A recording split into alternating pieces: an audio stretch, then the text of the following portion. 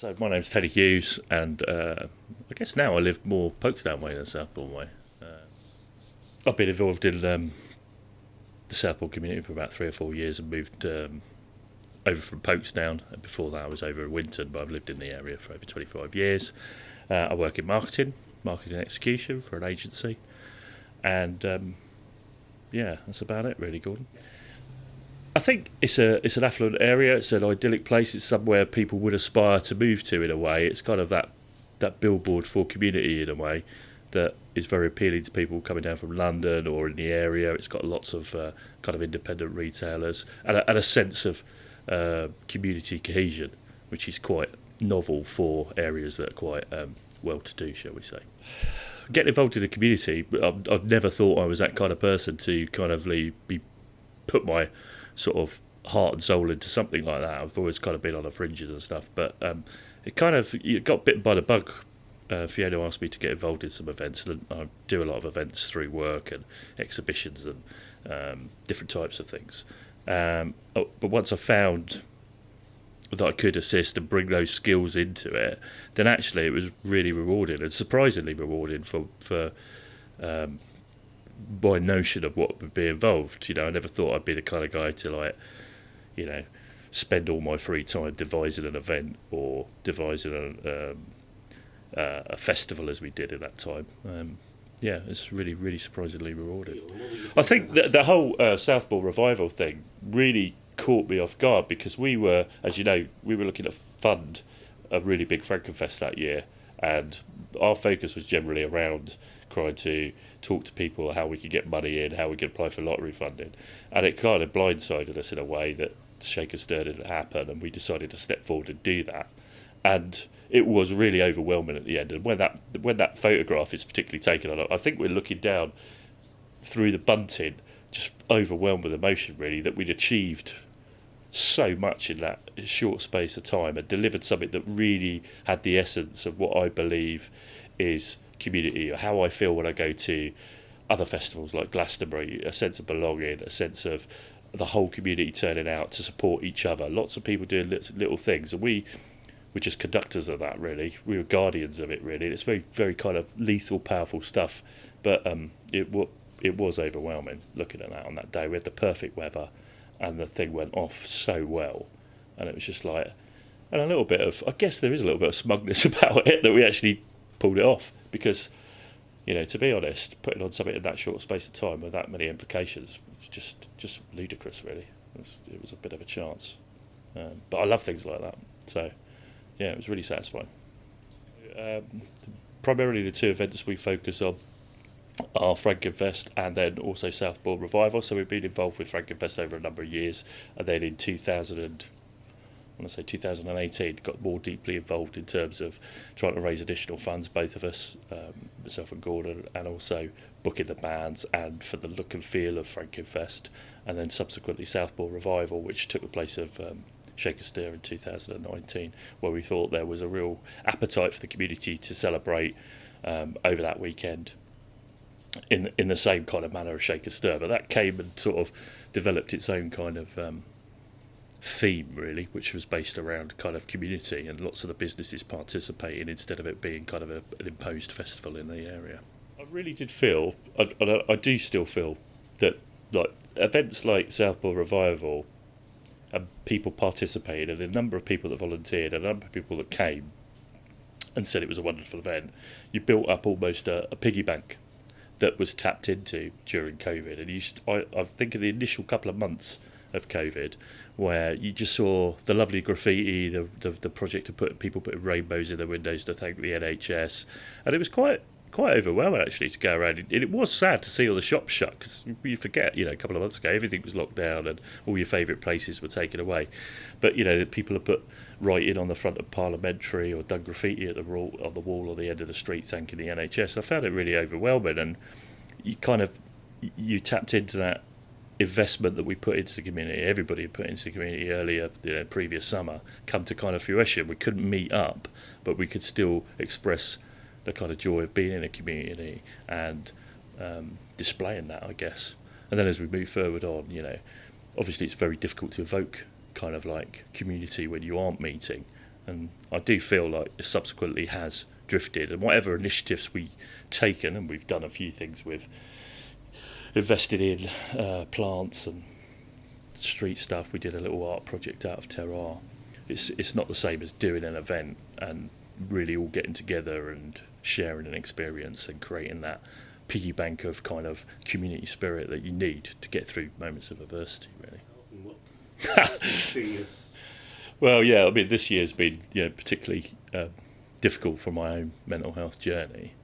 There's no doubt about that. But actually, personally, I found the lockdown quite liberating in terms of myself getting out and doing things which probably I shouldn't be doing. But it was a kind of a challenge to get through personally, and it's one that I feel that I conquered.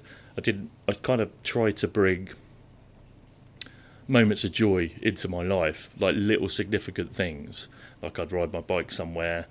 I did one morning where I cycled to my old school with my son. At the time I would have gone to school. We just did some crazy things. Or I ate a mackerel on the bandstand at Fisherman's Walk just to feel, I think it was around the time of Revival, maybe it was shortly before, but I got a takeaway. I sat on the Fisherman's Walk. There was nobody around, and then I think at 8 o'clock everybody came out and applauded. It was like a Thursday, and it's just like, that just felt really lovely to reconnect again. So personally, although it's been a difficult year with my mental health earlier in the year, lockdown hasn't been too bad, but I can imagine for some, especially some elderly people in the community, particularly the knitting group that we work with on Revival, it's been really challenging for some of those people to handle the loneliness.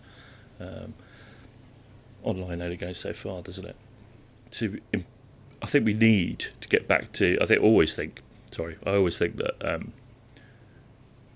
that the best way to invest in the community is through things like arts and events and things that evoke things. You can obviously raise funds like the old guy for the NHS did, and that's it's quite applaudable. But it goes to the NHS, and that's something that should be funded by your income tax, and it's part of this kind of Tory mantra that society doesn't exist, as Thatcher said, or when David Cameron's tried to put his society together in terms of volunteering and stuff. It's fake stuff. It's stuff that should be picked up. People who are vulnerable with mental health problems, people that are not getting minimum wage and living below the poverty line, those things should be taken care by the government. But what we could do as a community to create community cohesion and how communities work is to invest in things like the arts, culture, music and events. That's where people come together and feel a sense of belonging and a sense of community. And if you can invest in making the area look nice with the knitting projects we did over Valentine's, where we were involved in a deployment, and then of course the little NHS rainbows that were hung for the things, those kind of things during a lockdown just remind you that there is a community, there are things going on. Even the simple thing of putting some art in terroir's windows just to say, look, we're still thinking about the environment, but we're closed, to make people think, people walk past, smile, look at that. Those things create a sense of pride in where you live. I think, funding food banks, as noble as that is, doesn't create a sense of pride. It creates a sense of desperation that we need to step in where our government should be stepping in. And that's my personal feelings on where we should invest or spend our money in the community. Yeah, I think there's a lot of people say Southbourne is a great community, but the fundamentals could be transferred anywhere really. You just need people, and there are people. You see that in Boscombe. They've done some phenomenal work with the neighbourhood plan. The work they've done in a high street and the investment that's paying off, that's going to come to fruition over the next 5 to 6 years in terms of transforming the shopping centre and transforming the area. But it doesn't seem to get the kind of recognition, and that primarily is because people perceive Boscombe as not a very nice place to live. So, I mean, in terms of how to even it out, so everybody thinks of that, it's a very difficult notion. But I think it is driven through creating events and spaces and art things that people go into the area to see it's not too bad. The redevelopment down at the bottom of Sea Road in Folkestone, obviously after the surf reef failed, it's kind of like being forgotten. Now we've got a chance again to reset in Boscombe with the regeneration plans that they put forward, which is fantastic. And then if you look at Folkestone, it's a really interesting area, and one that you could use kind of social media and events to start off. There's a great little record shop that's just open that does lots of different events in the one in Southampton, so that will create that sense of momentum in the high street there, because that's what it needs. And then you get other people who are entrepreneurs, and fair play to them, that are going to come and open their businesses down that thing. And you can see it with M's Bakery, with Art Cetera rebranding, the vinyl shop. It doesn't take a lot, really. And I think we should be celebrating these areas. Boscombe, even on the Sabo Face group, is given such an awful reputation because of its history. But there are people just like us volunteering in that area. It's just that it's not as maybe postcardable or aspirational as other areas. But I think probably, if I'm honest, collectively probably got a greater sense of community because of the adversity they face in that area. 100%. I mean, it's all about, if you look down this high street, you've got Costa, which is just a soulless. You could be in Wolverhampton, you could be in Beaconsfield, it doesn't matter, it's just a Costa, isn't it? Where Harry's number one. See, that's frequented by more kind of like characters, and the shop looks more indicative of what you want in your high street. It's got character.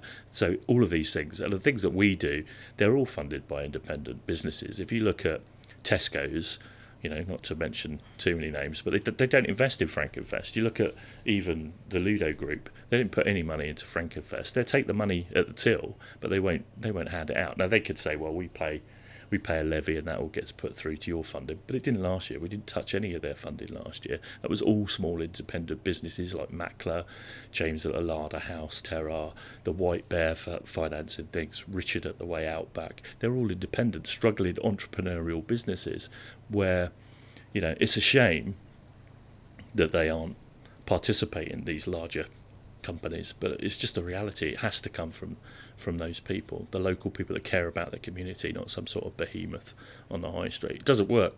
Go to Bournemouth. What's in Bournemouth? There's nothing there. Nobody goes there. There's nothing to do.